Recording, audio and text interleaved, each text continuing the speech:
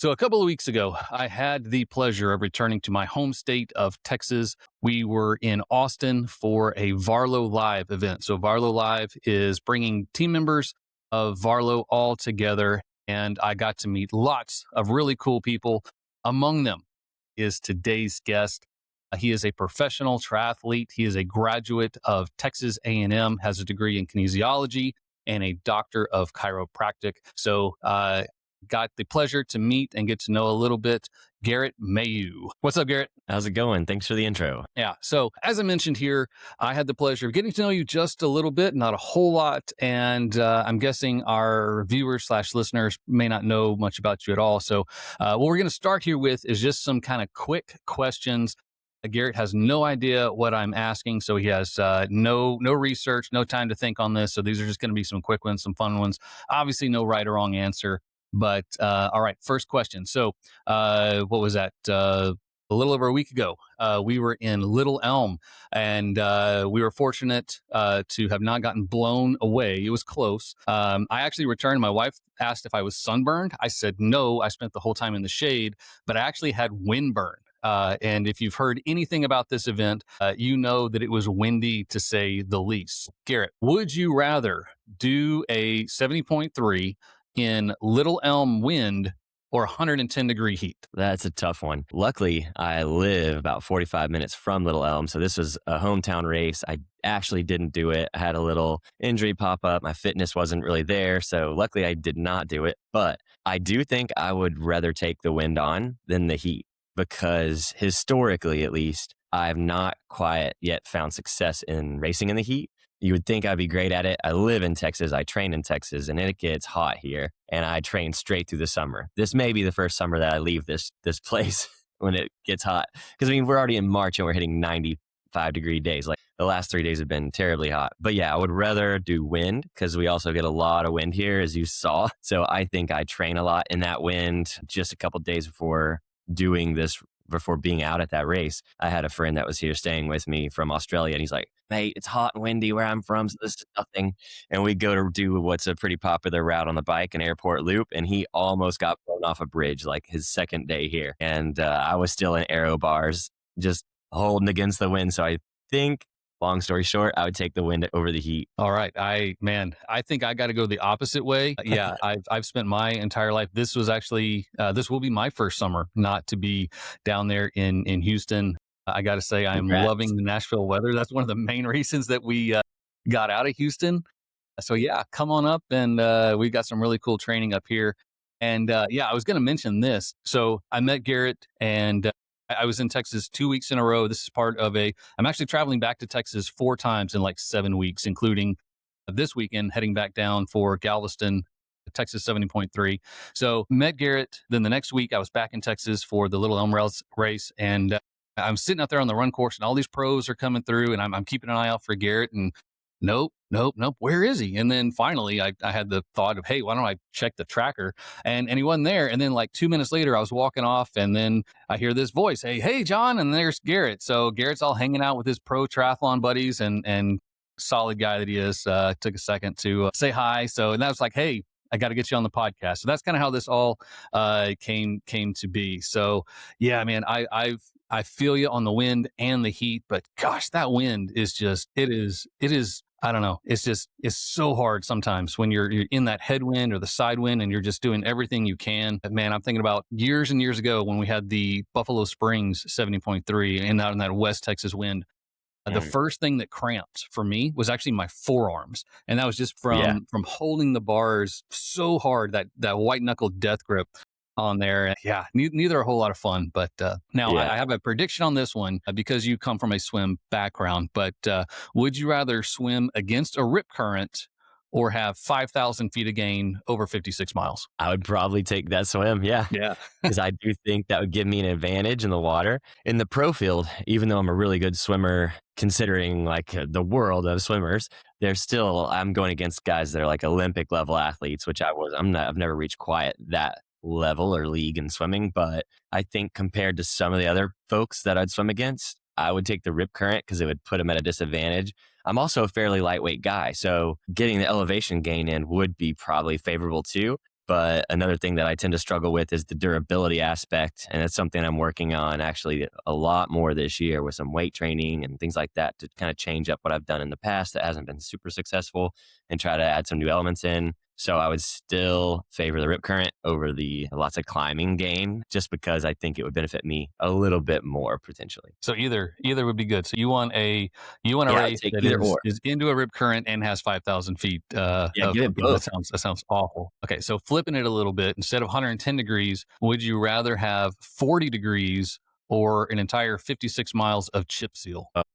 I would take the chip seal. Surprisingly, I think a lot of people would have taken the cold weather, but I do not fare well in the cold. And that was also one of the reasons that's a big reason I don't do Oceanside because Oceanside's known to be, it gets nice towards the end of the race, but starts out cold. I see people with sweatpants, jackets on, and I know it's cold there in the morning and I know that that water is cold. And I've never fared well in the really cold. I'm kind of like that sweet spot guy. I love Yeah. being right in the perfect weather for a triathlon. So I like to say as I'm a pro and I have a little bit more pick of things that you can go race. I like to say I look for the most fair weather races, slightly on the warmer side, just because I always think that that'll help me out a little bit.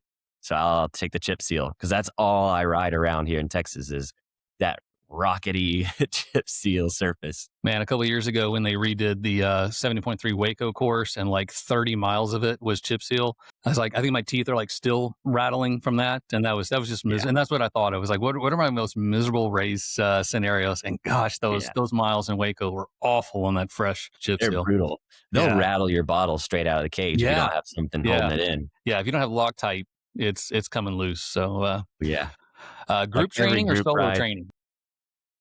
every group ride that we do here, I think I'll go out with a group of 2 to 6 guys on my normal Saturday ride, and we lose bottles left and right. It's just, it's happening. You plan it into the time that you're going to spend. But yeah, so what was your next question? Solo, or well, you kind of hit on it. Solo training or group training? That's something I go back and forth on. I like to do split in the middle. I do like to do a lot of solo training because especially at like the level and the way that I train now, there's a lot of things that I have to do that are fairly specific because I'm looking for specific gains, specific adaptations, or I'm working on a specific aspect of my engine.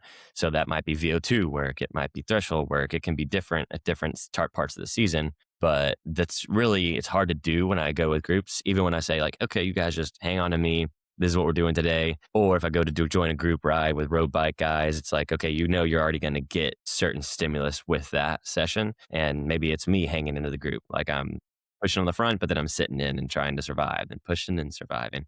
But I feel like I split right in the middle. But I do like to do the longer stuff with company if I can. And that's on a Yeah. swim It just, too. Like a lot of times I swim alone, but if I can find a couple of guys that want to go, at least give me company for part of a swim or a full swim, I'll try to find people for those types of sessions and the longer days. so for those sessions, early morning or late evening? My life had been so many early mornings for so long. So now I've kind of transitioned to I prefer in the evening, actually. And I say that's probably one of the great benefits of being a professional triathlete is you don't have to make that decision. It's like noon, 10, whenever I wake up and get some breakfast in. So that's when you don't have to work around that other job to get it all in. That's a Yeah.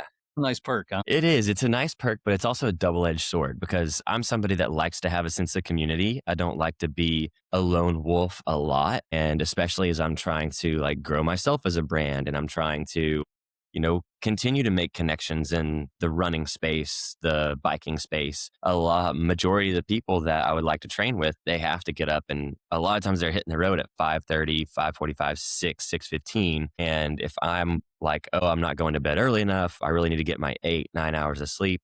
That takes me out of working out at that time. And I have that luxury to some extent of like, I don't have to be up because I don't have to go to an in-person job afterwards. But then I miss out getting to run with others that maybe would push me or maybe would be fun to have company on some of those harder days. Instead, I might do it in the evening and doing it solo. Maybe I just put some music on, but it's not near as much fun for me Yeah, I'm right there with you. I'm in in that those. same boat. I've like even just this past weekend, I had a friend invite me to go ride this amazing route that I had not yet seen. And she went out on Saturday. I was like, "How was the ride?" It was amazing. So I actually went out and did it yesterday by myself. And it was an amazing route. But I was thinking like this would be so much better with somebody to say, hey, look at that beautiful whatever and this and that. So yeah, I feel you. But yeah, sometimes for me, it's some laziness or not. It's just that comfort of not having to set those alarms. Cause yeah, set alarms for years and years. And it's kind of nice to not have to do that anymore. Now, you may be a little young for this next question. Beatles or Rolling Stones? Rolling Stones. So Okay. I I'm old soul in music, like because I coached some masters swim teams, just one now, but I'm always playing the old school music, the classics, and we play a lot of like popular rock and roll from like the 70s, the 80s, and so I listen to a lot of Rolling Stones, a little bit more than the Beatles. Cool. Road bike or TT bike? Probably TT bike. I just for one reason is whenever I got the bike that I'm on now, the Trek Speed Concept, it's a pricey bike, and so I had to actually sell my road bike, sell my Mm, time trial bike, and then get just one super yeah, bike yeah. to be able to afford it. And so now all I ever do is ride the TT bike, and occasionally I'll go borrow someone's bike to go do a road group ride if I can make it happen. But most of the time I'm on the time trial bike, and I know a lot of triathletes say like, "Oh, it makes me tight for the swim," and it probably does. I probably just don't notice it as much because I'm just so used to it now. But yeah, I ride tri bike mostly, and I prefer it. I like the transition of positions from you're on the bars versus you're in arrow, and you can kind of switch around. It's not as comfortable in the saddle, but you get used to it. Yeah. Shimano or SRAM? For campy. Yeah, I would go SRAM. And I feel like it's not too hard of a decision with their electronic shifting that they have, where it's like the little Bluetooth blips on the front. That would make traveling and everything so easy. Unfortunately, I didn't buy that tier of a model. It was a little bit pricier than getting the Shimano Ultegra build that I have right now. I have the Shimano Di2. So it's still electronic, but it's all through cables. So it's a little bit more of a hassle whenever I have to travel because I have to keep all those like I have to keep track of what I do with the chords and I kind of got into a rhythm, but I'm about to change my whole front end, which I'm super excited about. It should get here in a couple of weeks, and that might make my traveling a little bit easier with the bike because it's just like a one part unit that I'm just gonna have to take off, disconnect the cables, and then put it in the bag somehow. But yeah, it's more difficult than if I had SRAM. It'd be less. I love the external batteries on the SRAM because they're so easy just to pop onto the charger. And then the main thing is there's a battery on the front and a battery on the Yeah, rear. So like if your rear battery were to die, you can just swap them. So it's some nice kind of roadside yeah, there. So it's and you can always carry a spare. It's just throw one in your bento box or back pocket. So I think that's probably one of my favorite features about this frame. Because I was Shimano for years and years and years. So it wasn't until this last bike that my guy was like, yeah, let's do this and let's get the SRAM on it. And I just say whatever. And lo and behold, he made the right call for it. So, all right, you're a Texas boy. I'm a Texas yeah. boy. It's super convenient. Dr. Pepper or Coke? Lately, I've shifted to Dr. Pepper. I used to do Coke a lot, like Coca-Cola. I used to drink it quite a bit. And then recently we've been on Dr. Pepper kick. They kind of stock it at the swimming pool that I do master's coaching. So lately when I do a session before I go coach swim practice, I'll stroll in there, crack a Dr. Pepper. It gives me a little hit of caffeine, gives me a little bit of carbs back in the system. And that way it keeps me also mentally ready to go do a swim session after I get done coaching. Because I don't know if you've ever spent time on the pool deck. If you are on the deck for an hour and a half, by the time you get done with that, you really don't want to get in the water. Like you're like, I'm ready to go home. So I have that Dr. Pepper and I don't know for sure, but I think that gives me the mental edge to stay and get my swim done. There you go. You heard it right from the. Not only is he a doctor, he's a professional athlete, and he is prescribing Dr. Pepper to help. I'm here for it. Yeah, I go both. Like I love I just love soda and yeah, maybe a slight edge to Dr. Pepper and I do the zeros mostly, which is probably even worse than the regular. But I will say I think the Dr. Pepper Zero is marginally better than the Coke Zero. Yeah, I'm too big of a fan of soda. Yeah, right after, especially a race, the first thing I do is go Yeah. and find that cold soda, and that is my miracle. A lot of people, they love the beer and all, and I do too. But that's like an hour or so later. I got to get that Coke or cola down first. Okay, last question. Yeah, I'm the same way. Are you aware that Brussels sprouts still suck? I'm aware of that. They smell terrible if you cook them Yes. and if you're around them, but you make them the right way, they are pretty good.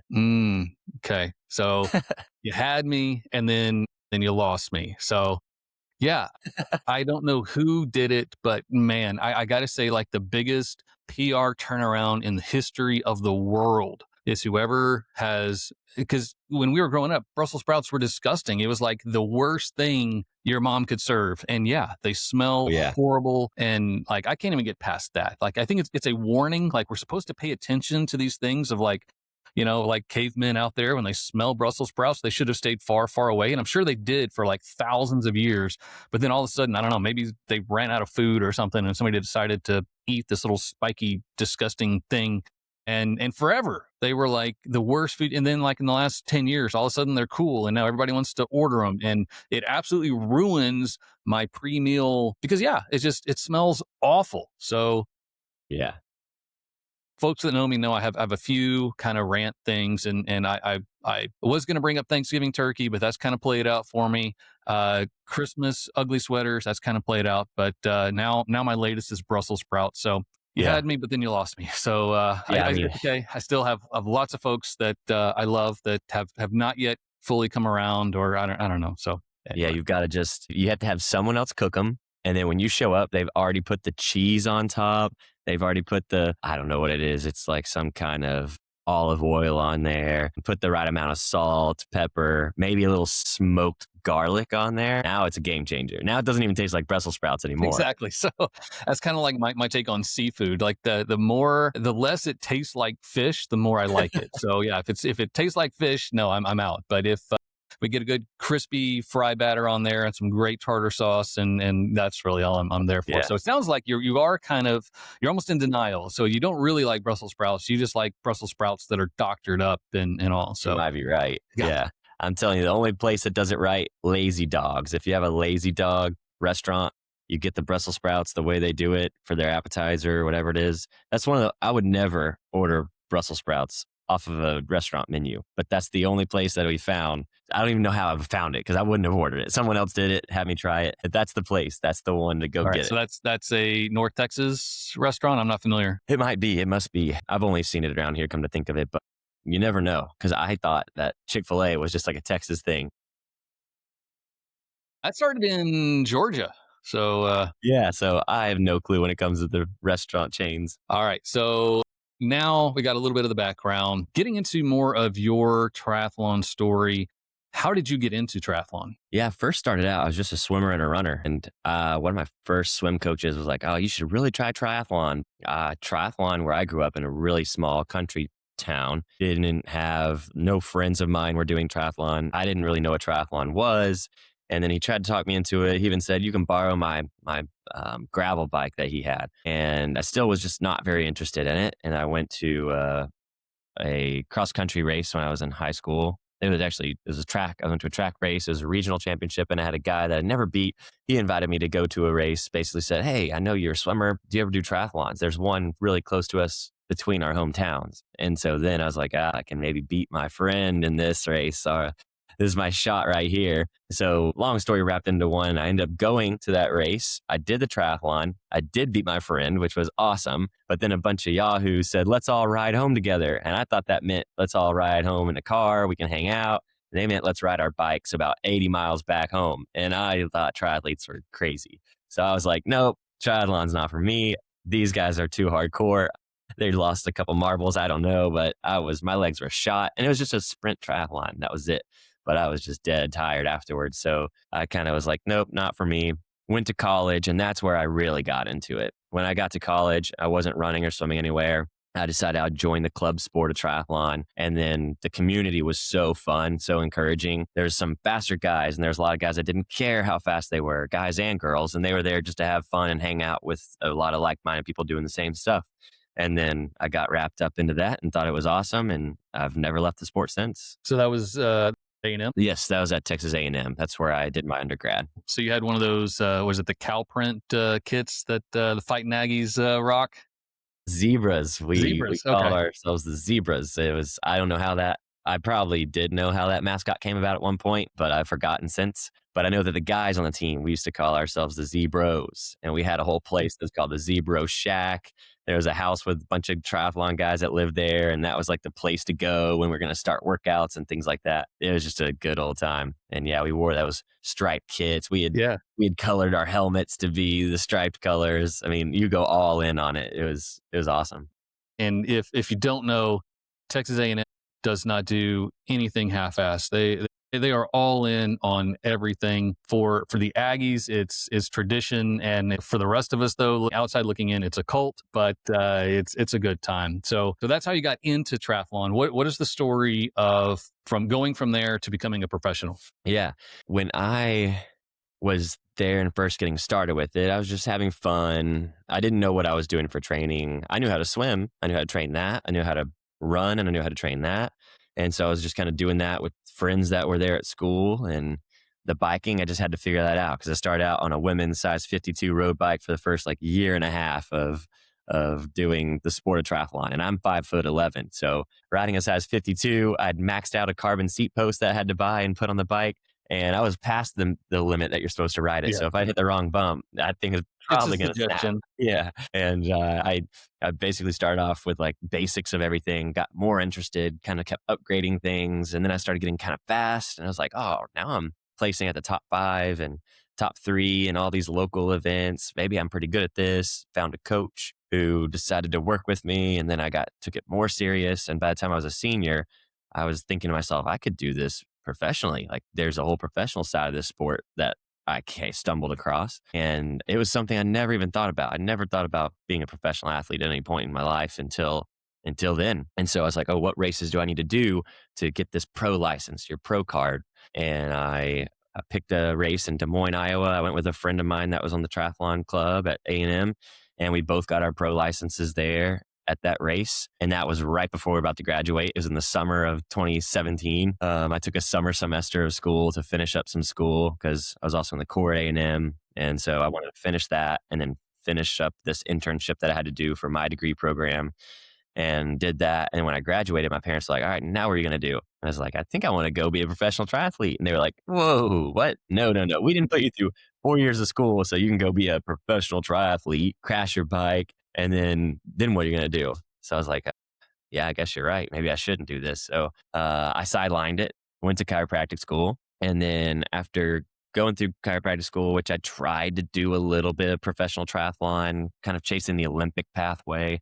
And I did some short course races like once a year, didn't have a great budget for it. And then decided, okay, I'm going to sideline this again. I'm going to focus on my chiropractic career. And then once I graduated, worked at an office, then worked for myself, I said, I'm going to give this thing a real go. I really had an itch to get back to triathlon and to go all in. Because before I'd turned professional for a little while, but I didn't go all in. I was just like, let me do this fun hobby at a really high level. But now I've really dived headfirst, and I've even I had a chiropractic office. I closed it. It was a one-man show, just myself. So it was simple for the most part, and just kind of built up coaching to get myself stable as far as income goes. Because at first, when you turn professional, it's not a bunch of roses. It's not a bunch of green pastures. You turn professional and nothing happens.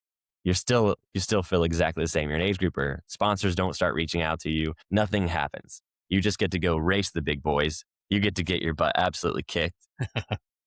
I think a lot of people think, oh, they're going to come in and be competitive. And most 90% of the pros that do that, they take their pro license, they get started. You go through a couple years of getting beat down a little bit and getting your feet under you, realizing what the level is, and start figuring out, how do I compete at that level? And so, yeah, that's how my journey kind of was. I went to the chiropractic route, kind of sidelined it, went very recreational. I trained, maybe 6 to 10 hours at the most for a year or two, just kind of hanging on to a little bit of ability to do triathlon because it kind of took some time out of the water. And if you know what that's like, you take a couple weeks out of the water, you're swimming but luckily I have such a dense swimming background that I've been able to bring it back up. And now I'm at a good level, but now I got to work on it more to get to a better level, essentially. So you qualified in short course racing. Is that correct? But Yes.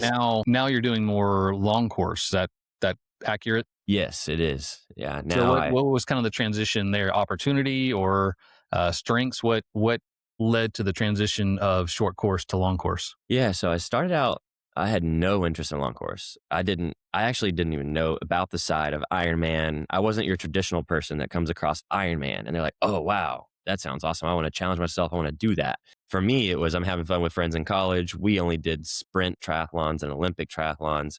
And that was like the bread and butter. My focus was fully on that, get better at it, get to a really, really good level with it, master it essentially. And I did that for a long time. And then even when I was in chiropractic school, I was still kind of chasing accolades and age group culture. And so whenever I came back to the sport after taking a little bit of a break and after dropping out of being professional, I said, okay, I'm doing this as a really, really side type of hobby, like not spending much time at it. I'm just going to go have fun with it. And I was still doing sprints and Olympics. And then I said, okay, I'm going to, when I was about 2023, I said, all right, I'm going to really focus. I want to prove myself towards going pro again, whether it was to myself or to people that were looking at me from the outside view and validating, okay, is this guy good enough to race professionally? And I was like, okay, I want to get a national championship title. I want to win the world championship title. And those were like my two goals I set for 2023. And I did the draft legal sprint triathlon distance. I achieved that in like April. I went to the national championships for the sprint draft legal racing and I won that. So that was really cool. I was like the overall and my age group national champion in that event. And then I took that, went to Hamburg, Germany, and I wanted to win the world title. I didn't want to win just my age group. I wanted to win the whole thing overall that day. And I came just short of it. I did really good. I was a first pack swimmer, hung in on the bike. We kind of shed down our group from about 10 to 6 by the time we got done with the bike ride. And then on the run, I got to the front and I was like, I've done it. I made it. I've dropped everyone in my group. I'm about to become world champion. And out of the blue, we had about 1K left. And if you ever go to age group world champs, in anything, the way that they start and do the events is in age groups and waves throughout the day. And mine was kind of towards the afternoon. So there was still a ton of people on course. But because I was in the front pack, I knew that I had already gotten rid of everybody. I knew I was in the position to win. And of course, you don't know how you're doing overall, but I'm like, you're just going as hard as you can and hoping for the best to get as high up as you can go. But I knew I was potentially about to win my age group. Then this German guy comes flying past me and I see on his calf the same age. And I'm like, no, that was a gut punch. And I tried to keep up with him. He kind of got me and then I brought it back. And then he made the last little turn to get to the finish line, looks back. And then I saw him pick it up and I knew it was done. So I ended up getting second in my age group, but it was still an exciting, really fun race. And I felt like I had done really well, had a really good time, really good splits all around the board. And then I ended up getting third overall. There was one younger guy that beat both me and another guy in my age group. But from those races, I was like, okay, I've done pretty much with my age. I think I was 28, 29. And when you look at what can you do in a professional sense in the short course world, you really, when you're looking at sprint and Olympic distance, you look towards the Olympics and you say, do I have a shot? Can I get fast enough to chase the Olympic dream? And for me, maybe I could still have done that if I would have taken it seriously, gone all in, dumped all my energy into that. But a lot of times if you're chasing that path, you need to go train in an environment. And I wasn't really willing to leave my fiance, leave Texas and go move and train somewhere else in a group environment. So I just evaluated everything and said, I think it's time for me to consider moving to the longer distance or the middle distance, especially with T100 coming up into the mix. Like there's a whole big avenue that you can chase and see what you can do in the middle distance. And your middle distance and long distance career, you can carry that all the way into your 40s and you have success. So that gives me a good 10-year runway where I can chase this side of the sport instead of continuing to what I would say would be playing around in the short course, because I don't think I would ever quite get my 10K speed fast enough. I think my best 10K time is like a 32, close to being a 32 flat. And you really need to be sub 30 if you want to compete in the Olympics. That was just the reality. It pushed me towards long distance to hopefully reach the world class level in long distance, because I think I can get there. So what was your 5K off the bike best time? 5K off the bike best time was 15:42. Dang, that's smoking. Yeah. Yeah, which is like, it's really good. And what's crazy is so many people will see that time and they'll be like, wow, like that's fast for someone just running a 5K. You look at the high schoolers that are all doing that, racing 5K, that's a pretty decent time. But nowadays it's crazy. You've got guys running 14-minute low off the bike. I saw a race this weekend where somebody cracked 14 minutes. I don't know if that's the first time it's ever happened, but someone did like 13:56. And I'm thinking, holy smokes, like Yeah, you do the math on That's that, and it's like, just geez, insanely that's fast. crazy. That's Yeah. really one of the interesting things about our sport, and so many of us come to the sport later. I've been doing it for 16 years. I started when I was 29, and like your story, and you're kind of right in that natural path where we're fast when we're young.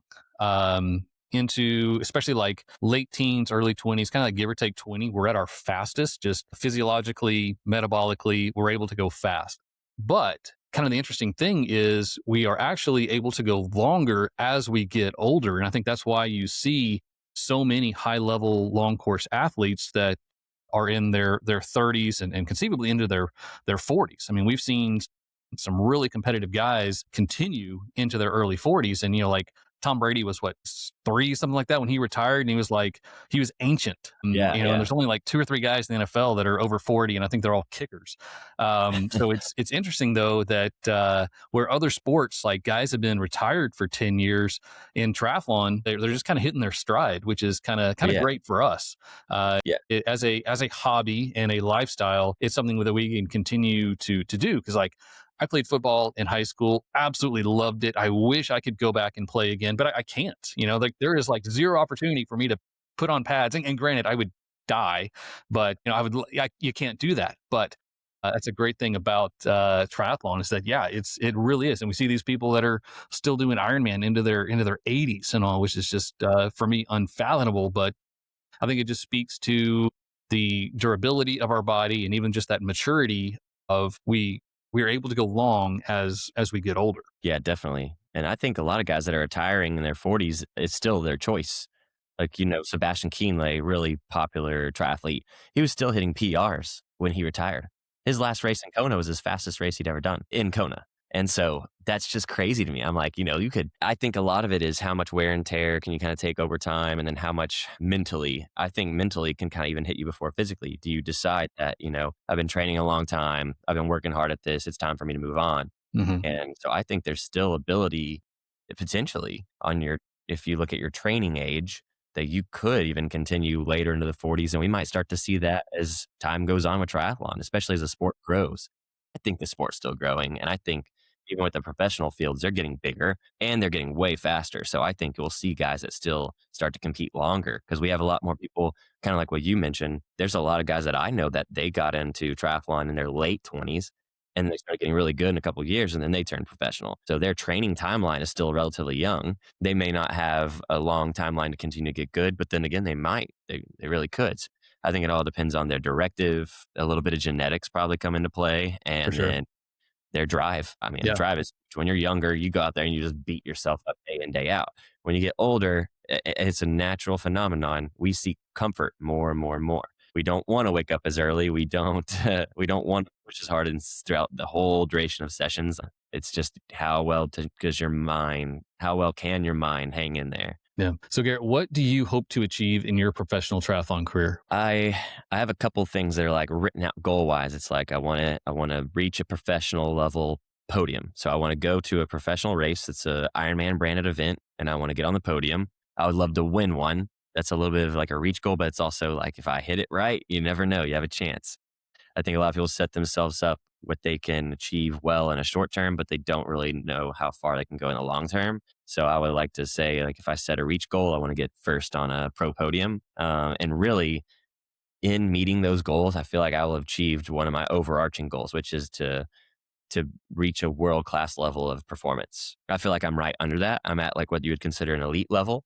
I do really well. If I were in an age group race, I could win nearly any race, but I want to be in in the category now where it's like if I talk to someone or they hear my results or other people are talking about me, they say, "Oh yeah, he's like a world class level athlete." That's where I'd like to be, and that will also make me feel like I've really done everything that I possibly could to reach get the most out of myself. That's another like big thing is I'm super curious. I want to know how far can this body go? How well can I do? What can I reach?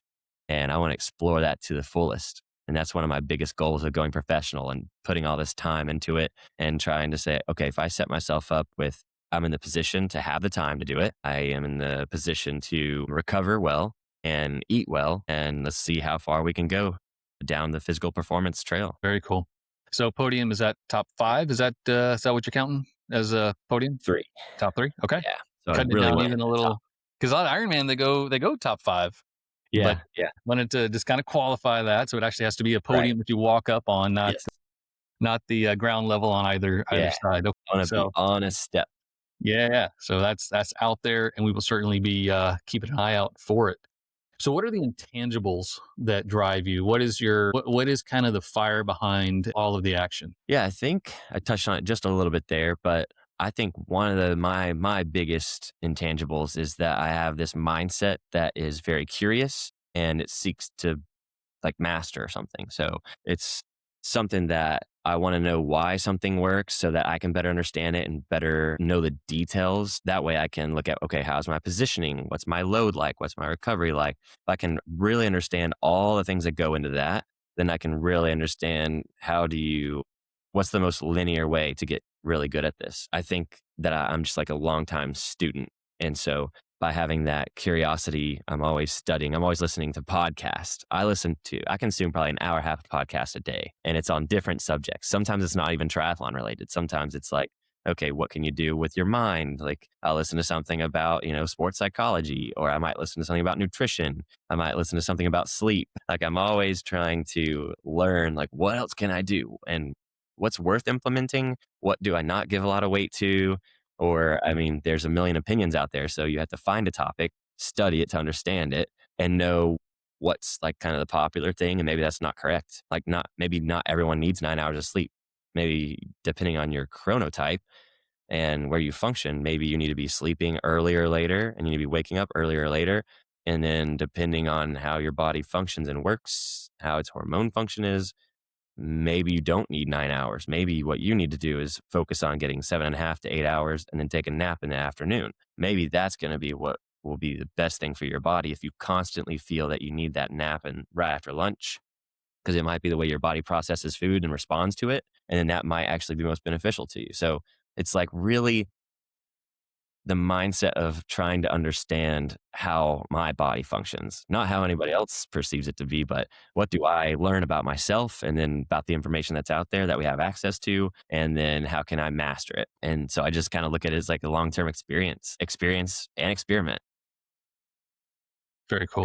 that's intangible to have that desire to want to keep doing those things. Because a lot of people will just read what they find on Google and say, yep, that makes sense to me. So that's what I believe. They won't actually dive deeper into things. Very cool.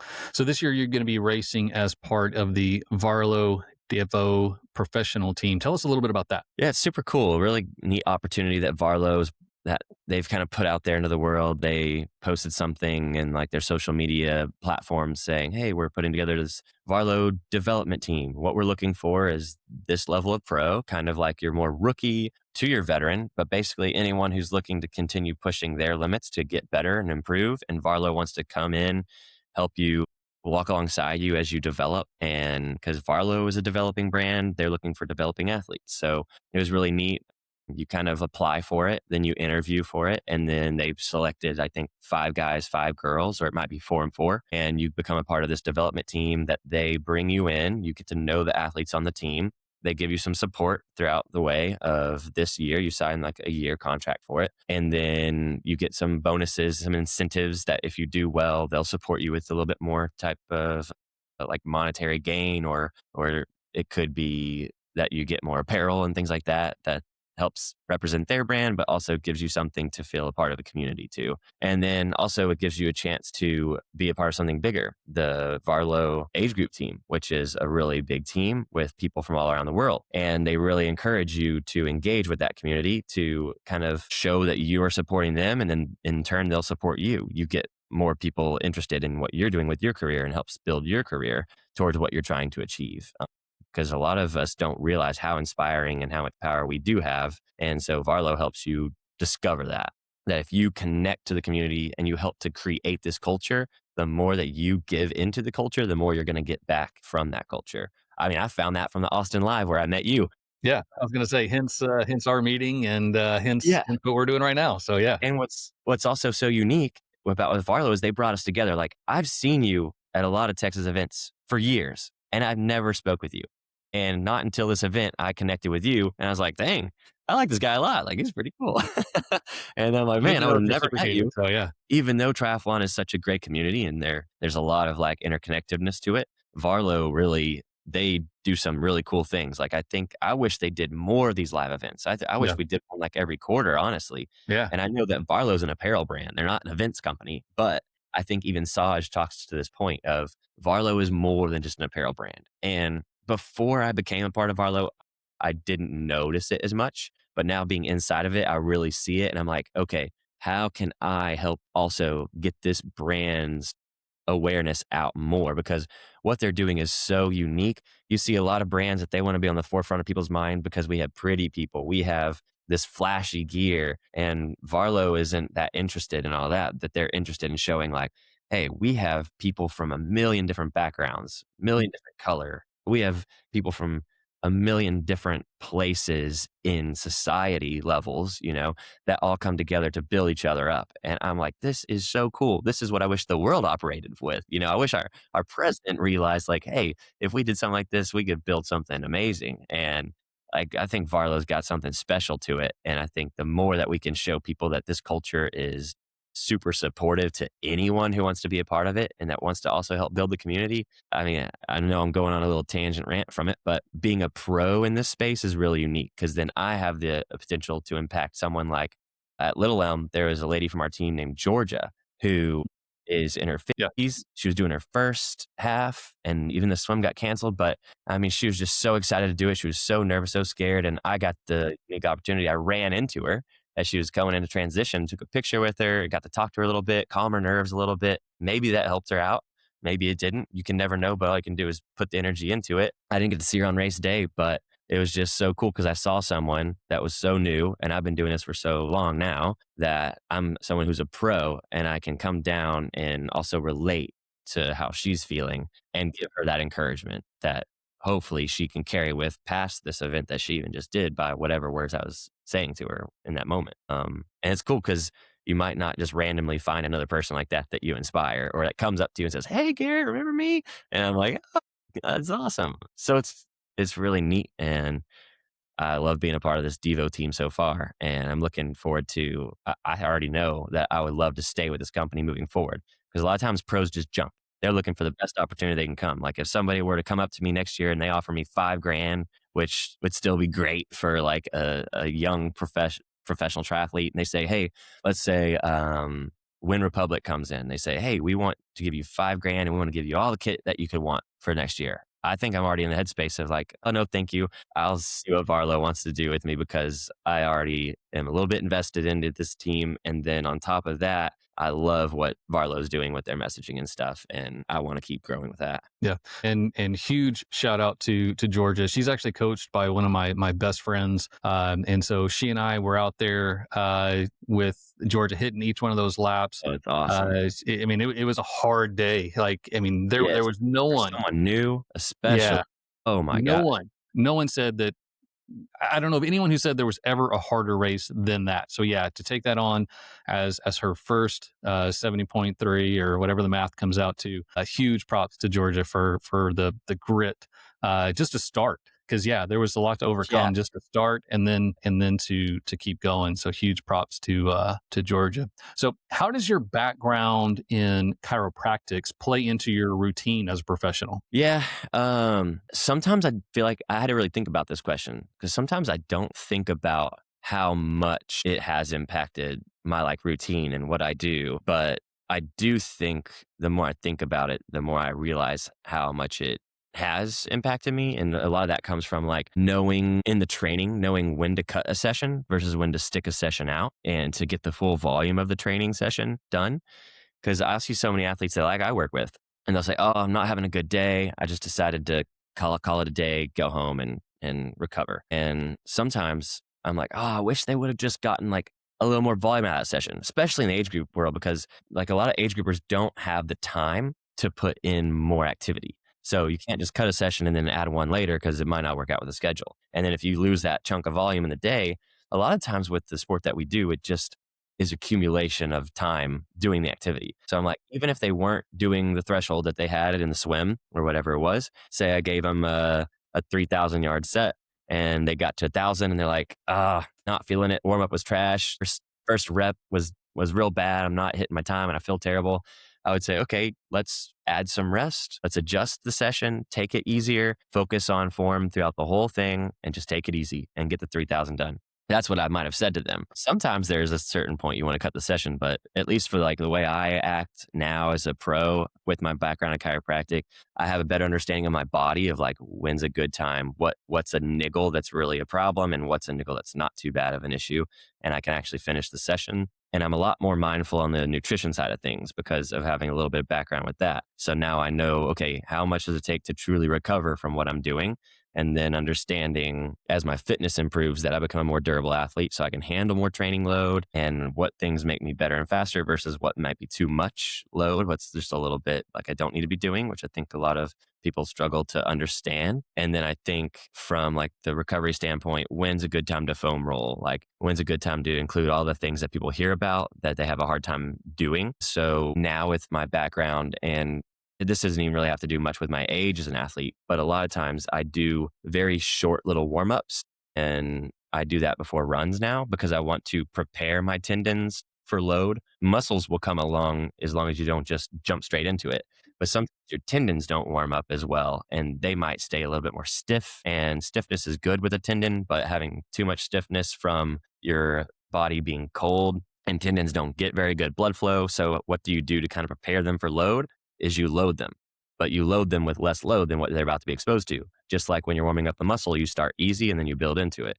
So I think having the background in chiropractic, it threw some extra things into my routine for preparing for sessions that I might otherwise have not done. And even on the other side, like when I'm recovering, I maybe recover a little bit harder than some people do because I have a little bit more understanding of what's going to be beneficial. So between your chiropractic career and transitioning into racing professionally and coaching athletes, working with athletes, what do you see as common injuries among triathletes? I think this depends on a lot of where their location is because you'll see different injuries due to different locations. Like here, I'll see a lot of like Achilles issues because in general in Dallas, it's very flat. So when I was in practice, I would see a lot of Achilles tendonitis type of things, some that weren't really too serious and some that have been going on for a long time. But I think a lot of times what happens is people start to increase their training load and then they start thinking about hills. And sometimes people will include hills like 2 to 3 times a week here, or maybe they do one hill session every week.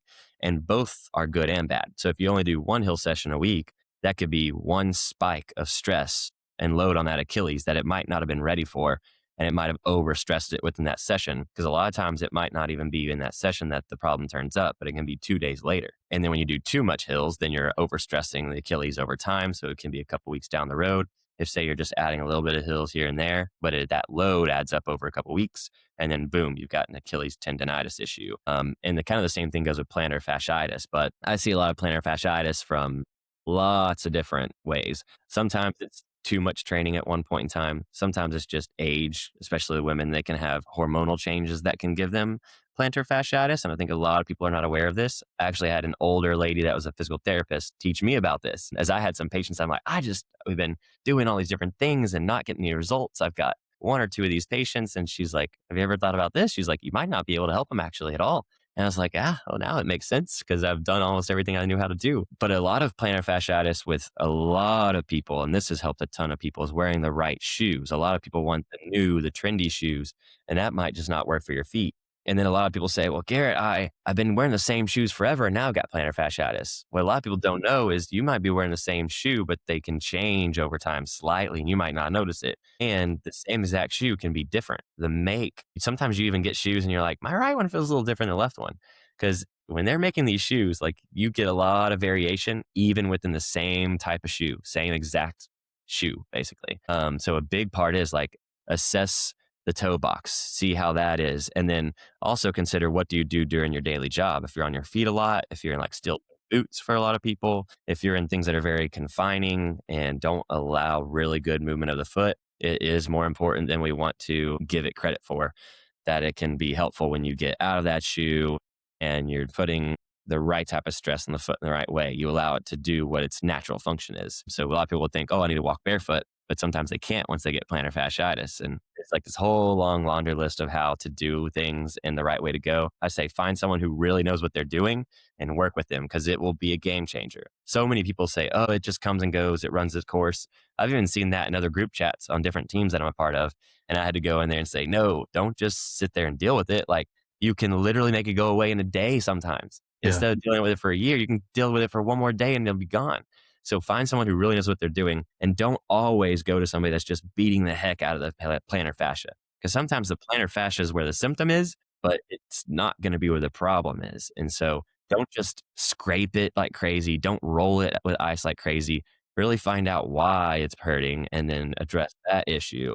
And then all these other things will kind of go away and you don't have to beat it up near as much. Oftentimes it doesn't require that. But then another two more common things is like IT band syndrome and runner's knee. Those are two like the more common things among triathletes. We see a lot of people with pain on the outside of their knee coming from IT band issues, which comes That's me. most of the time. Yeah, Yeah, most of my the left time. side every time. Anytime I start getting any amount of miles, any amount of hours, it's that left IT band starts getting tight. So that left knee starts to hurt every time. Yeah, so you may even have like muscle imbalances that lead to that. And people will hear that as like a buzzword, but really what it means is like, and everybody gets a little scoliosis as we age because we have a favorite side. We have like a more dominant side and our less dominant side. You might find out when you sit down, you always cross your right leg over your left, or you always lean to one side of the chair. I mean, there's a million things we do that are habits throughout our day that create slight differences in our body structure, slight differences in our muscle tone. Even I'm aware of it and I have it. Like it's almost impossible to combat. You almost have like this genetic blueprint that plays out over your life and the way that your brain forces your body to function. And then your body just makes these adjustments to it. You can combat these things. Sometimes you can change these things slightly, but you have to find out, okay, what can I do to kind of keep these things at bay? And then if you don't know how to do it, you can usually find a really good physical therapist that can do these assessments. There's like this whole like sheet of assessments that they can help you identify, okay, well, this needs strengthened and this needs lengthened. And usually it's something that has to do with that. Because if you train, especially, your body's going to compensate. But yeah, with IT band, a lot of times it comes from the hips. And one huge thing that if anyone listens to this, you need to know that is still out there in the world is that people say, take the foam roller and lay on your side on it and foam roll your IT band. I would say never do that. You can foam roll things around it. You can foam roll that outer quad muscle that's usually pretty tender if you have IT band issues. You can foam roll that outer hamstring that's also usually pretty tender because it usually gets aggravated when you have issues with the IT band. But if you roll directly on the IT band up and down, you're just causing yourself pain that doesn't really change. Because there was a study done, and this was done a super long time ago. So it's been out there in the world for so long that if you try to make a change to the IT band, it takes over 1,000 pounds of pressure in almost everyone. So if you're rolling the IT band, you're most likely just causing more inflammation because you're putting more tension on the endpoints of that band that's yanking and already causing you the issue. Avoid doing that and instead address all the muscles that attach to it. And you can Google that. You can see what muscles attach to the IT band and then try to figure out how to address those. That's the best way to go and kind of fix it is you can roll those things, you can stretch those things. But a lot of times what you want to do is find the parts that are a little bit weaker and then just focus on a generalized strengthening routine around the things that connect to the IT band. And a lot of times that can help. And start with things that don't do a lot of pushing and pulling. Start with things that don't change the length. They just put pressure on it. And then as you decrease the inflammation and you can increase the pressure and then start adding movement back to it, that's how you can really get rid of IT band because it can nag and it can go on for so long. Along those same lines, I heard one time, I forget what the comparison was, but it was comparing the IT band to something, and it was like a radial belt inside a tire or something. It was just like, yeah, so like your foam roller isn't going to do anything to the inner side of a car tire or something. But yeah, I forget what but it was. Yeah, it's just this fibrous, dense thing that Yeah. doesn't move well. But Yeah. yeah, so it makes sense that yeah, you're not going to do any good by rolling it, and man, it hurts to to do Yeah. it. It's so Um, painful. People yeah, have them roll on it. I've seen people do it at camps. I watched a camp from like a training group in Dallas and they had all these people on the floor and they were showing them how to roll their IT band. And I was just like, man, it pains me. yeah, Don't do yeah. that. You're just hurting I yourself. I've always been an advocate of massages, and especially when I'm getting into these larger training blocks, I do my best to get massages often as weekly. And I used to go to this little bitty lady. She couldn't bend like a buck 10, but she would make me like I would there was one time it hurt so bad. I thought like my femur was going to snap, and my thought in the moment was just go ahead and snap because then she'll stop. And it was just like when I'd be laying on my stomach, and then she would like kind of turn my foot like the way just kind of expose that side of the leg, and it was just like, oh god, here we go. And like 3 minutes later, I'd be drenched in sweat and just Yeah. like wishing to die. Because yeah, those are the funds of the IT band issues. So Yeah. yeah. And it's so So interesting because we don't know. There's still so much like things that need to be explored, and there's still so much, you could say, research, because there's a lot of things that research doesn't support, but we know it works. And there's a lot of things that research support, and it's like, well, we know it works because research supports it. And there's a lot of power in the mind. So like so many people in like the sports research side of things will say, oh, don't do massages. They're not good for you. They don't help at all. But I do massages. I have a place that sponsors me that's a massage place, and I use it routinely in recovery as well. And there are also two different ways of massage, like make it very generalized. Like there's a lot of different ways, but two generalized ways is you can go kind of deep, firmer pressure, or soft, more relaxing pressure. And like I'm a person that I don't really like getting beat up that much. So I like to beat myself up, and then I like to go there and have them just like relax me. And so I like a lot more generalized, what they would call more Swedish style massage. I like more to have like a flush out, like help my lymph flow, help my blood flow to just increase and warm the muscles up, limber them up a little bit, make them feel good. And in return, that makes me feel good. But there's also a certain time and place to have someone really get an elbow into something and really work something out. And then also their nervous systems work so differently that some people will respond way better to one versus the other. And so once you kind of figure that out, you may be a person that's like, wow, I hate getting massages because it's so uncomfortable, but my body loves it after I get a mhm, real good, like sweat and beat yeah, down. But then there's other people that do not respond well to that at all. And also the timing is hard to figure out. Like, when do I need which one? But once you kind of figure those things out, it can be so helpful. yeah. So kind of wrapping up here, Garrett, what is your best advice for athletes to stay injury free? I would say addressing and using the right amount of recovery, because I just think like sleep recovery, all the aspects of recovery is so important. And when I see people getting injured, it's usually from like not enough recovery or not doing appropriate loading. Like they just don't know what they're doing with loading, or they've just taken things on way too quick. And a lot of times it's when they want to go do all the training with their friends. And sometimes that's fine. But a lot of times it's like, okay, I have a group ride on Tuesday that's hard. And then Wednesday I'm joining a track session. And then Thursday I'm doing another hard group ride. And then I'm recovering on Friday. And Saturday I go do a really long bike ride. And even if that's a long, easy ride, you get training load from intensity or volume. And load is in the middle. If you move volume up, the intensity can drop.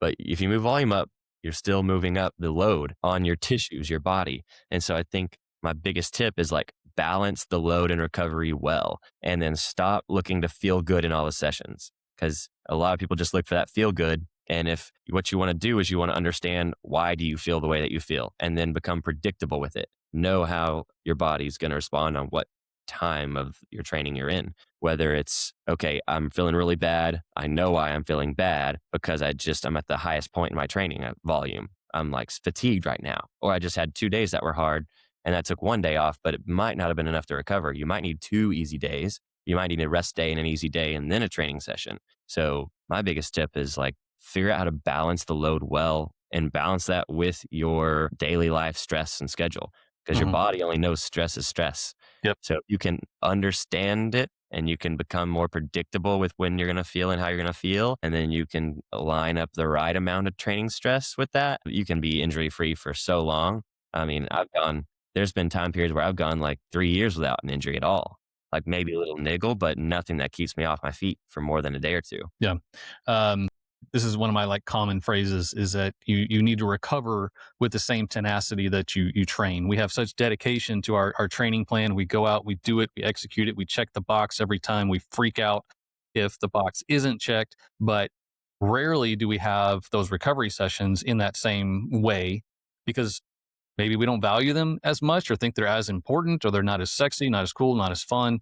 But yeah, it's one of those things that recovery is training too. And without the recovery, the training is moot. There's no point in doing it if we can't recover and make those adaptations. So yeah, absolutely love that. And then the same thing about the stress is our body has a finite capacity for stress. So if we have non-physical stressors going on, that's eroding our capacity for additional training stress, and that has to be taken into consideration. So that's what I tell my athletes all the time is, a stressful day at work, a stressful day at home with the family, if you've got an illness or anything like that, all these things are taxing and reducing your capacity for additional stress. So if you go out and you don't make adjustments to your training, then you're just going to overdraw your account, and that training is not only going to be not productive, it's going to be counterproductive. So yeah, I'm right on board with you there.